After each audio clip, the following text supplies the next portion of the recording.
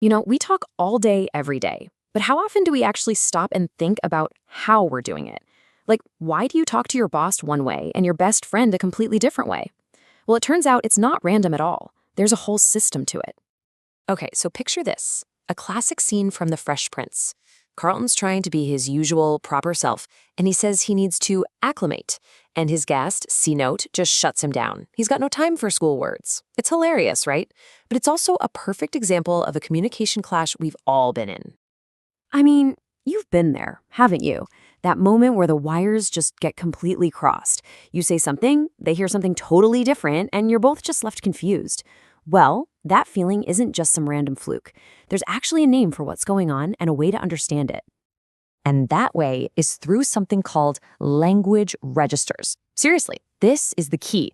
It's the concept that unlocks all those unspoken rules of communication and explains why we automatically, instinctively shift how we talk depending on who we're with. So, what in the world is a language register? The easiest way to think about it is like a style of speaking that you choose. It all depends on your audience, the topic, and where you are. You have a style for work, a style for home, and a totally different one for that group chat with your friends.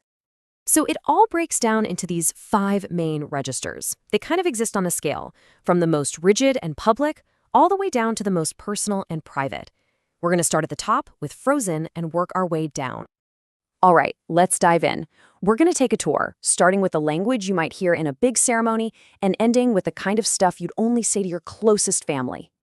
First up, we've got the Frozen Register, and the name really says it all. This is language that is literally frozen in time. It's like a script that is the same every single time. It doesn't change for anybody. You know this one. Think about the Pledge of Allegiance, or common prayers, or historical documents. The whole point here is that you don't ad-lib.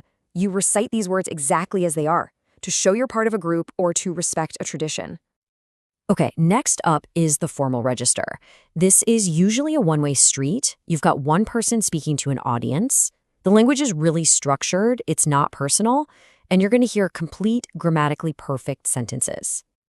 You see this register all over the place. Speeches, college lectures, a really buttoned-up job interview. And in all these situations, there's one big rule. Interruptions are a no-go. It's all about delivering information clearly from a place of authority. Now things start to get more interactive. We're moving into the professional, or you could call it the academic register. Now this is a two-way street. It's all about a respectful, focused conversation, like between a teacher and a student, or a doctor and a patient. And this is where using the wrong register can get you in a whole lot of trouble. I mean, there's a pretty big difference between these two approaches, right? One of them gets your question answered. The other one, well, it pretty much guarantees you're not getting what you want. It's all about using the right tool for the job. All right, next up is the register that, let's be honest, most of us use all the time. Casual. This is how you talk with your friends. It's full of slang, idioms, inside jokes. It's a real in-group language. If you're not in the circle, you're probably going to be lost. And teenagers are absolute masters of this, especially over text. All the abbreviations, the slang, yo sup, nah, TTY.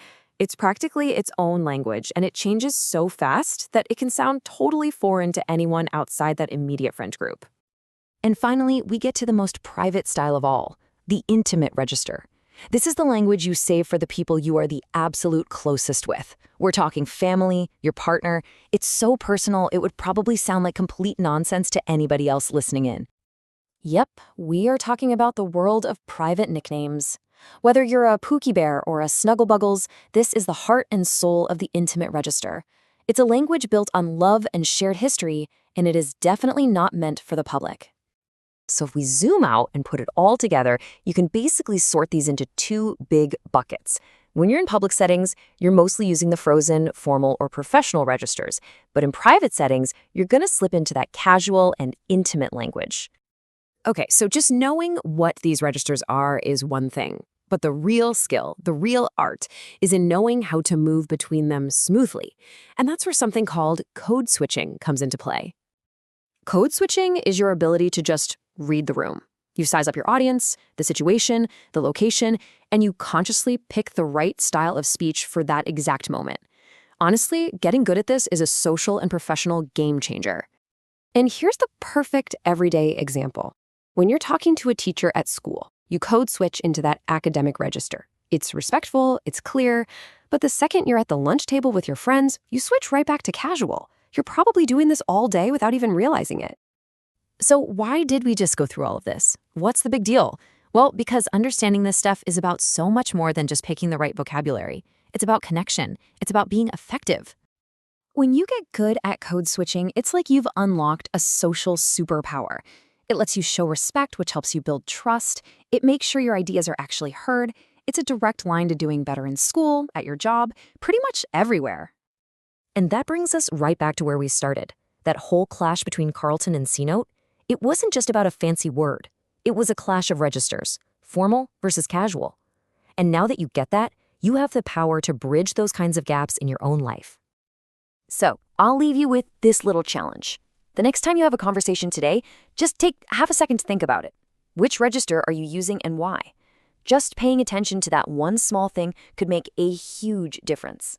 Thanks for tuning in.